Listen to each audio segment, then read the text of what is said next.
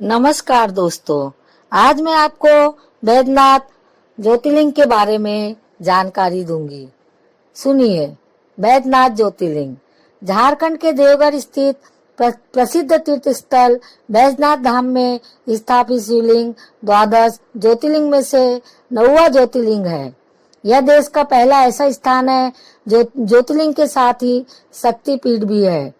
यूं तो ज्योतिर्लिंग की कथा कई पुराणों में है, लेकिन शिव पुराण में इसकी बहुत ही विस्तार पूर्वक जानकारी मिलती है।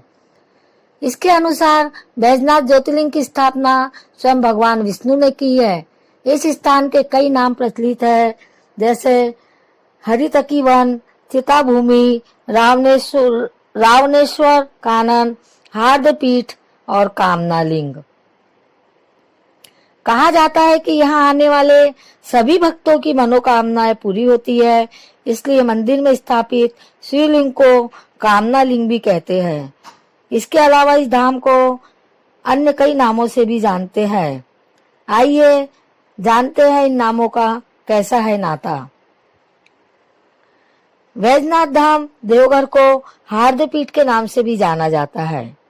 पौराणिक कथाओं के अनुसार राजा दक्ष ने अपने यज्ञ में भगवान शिव को आमंत्रित नहीं किया। यज्ञ के बारे में पता चला तो देवी सती ने भी जाने की बात कही। शिव जी ने कहा कि बिना निमंत्रण कहीं भी जाना उचित नहीं, लेकिन सती जी ने कहा कि पिता के घर जाने के लिए किसी भी निमंत्रण की आवश्यकता नहीं। शिव जी ने उन्हें कई बार समझाया, लेकिन वह नहीं मानी और अपने पिता के घर चली गई। लेकिन जब वहां उन्होंने अपने पति भोलेनाथ का घोर अपमान देखा तो सहन नहीं कर पाई और यज्ञ कुंड में प्रवेश कर गई।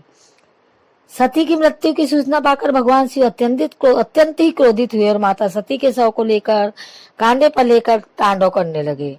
देवताओं की प्रार्थना पर आक्रोशित शिव को शांत करने के लिए श्री हरि अपने सुदर्शन चक्र से सती के मृत शरीर को खंडित करने लगे। सती के अंग जिस जिस स्थान पर गिरे वे स्थान शक्तिपीठ कहलाए। मान्यता है कि इस स्थान पर देवी सती का हृदय गिरा था। यही वजह है कि इस स्थान को हार्दपीठ के नाम से भी जाना जाता है। इस तरह यह देश का पहला ऐसा स्थान है जहां ज्योतिर्लिंग के साथ ही शक्तिपीठ भी है। इसी वजह से इस स्थान की महिमा और भी बढ़ जाती है। बैजनाथ धाम में स्थापित में शिवलिंग को कामना लिंग भी कहते हैं। प्राचीन कथाओं के अनुसार लंकापति रावण ने भगवान शिव को प्रसन्न करने के लिए कठिन तपस्या की। रावण की तपस्या से खुश होकर भगवान ने उससे वरदान मांगने को कहा, तो रावण ने कहा कि वह उन्हें अपने साथ लंका ले जाना चाहते हैं। यह सुनकर सभी देवता परेशान हो गए और ब्रह्मा जी के पास गए और कहा कि अगर शिव जी रावण के साथ लंका चले गए तो सृष्टि का कार्य कैसे होगा। इसके बाद ब्रह्मा जी ने भगवान शिव को सोच समझकर वरदान देने के लिए कहा। इस पर शिव जी ने रावण से कहा कि यदि तुम मुझे लंका ले जाना चाहते हो तो ले चलो, लेकिन एक मेरी शर्त रहेगी।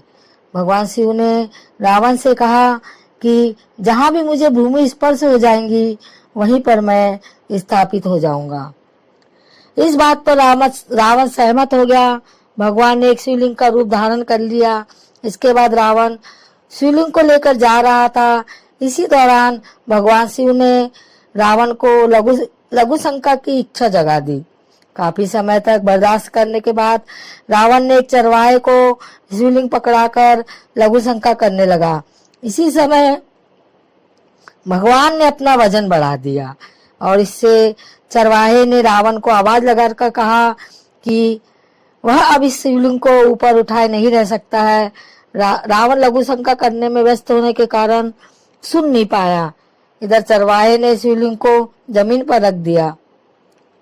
जब रावण लौटकर आया तो लाख कोशिश के बाद भी शिवलिंग को उठा नहीं पाया। तब रावण को भगवान की लीला समझ में आई और वह अत्यंत ही क्रोधित हुआ। कथा के अनुसार उसके बाद ब्रह्मा, विष्णु और अन्य देवताओं ने आकर उस शिवलिंग की पूजा की और शिव जी के दर्शन होते ही शिवलिंग को उसी जगह पर स्थापित कर दिया। तभी से महादेव कामना लिंग के रूप में देवघर में विराजते हैं। भोले सबकी सारी ही मुरादें पूरी करते हैं, बस जातक श्रद्धा से उनका स्मरण कर ले। कामना लिंग में भी ऐसी ही मान्यता है। कहते हैं जिनके विवाह में कोई दिक्कत हो वह अगर यहाँ आकर दर्शन करके शिव जी का जलाभिषेक कर दे तो भोले की कृपा से 1 वर्ष के अंदर इसका विवाह संपन्न हो जाता है।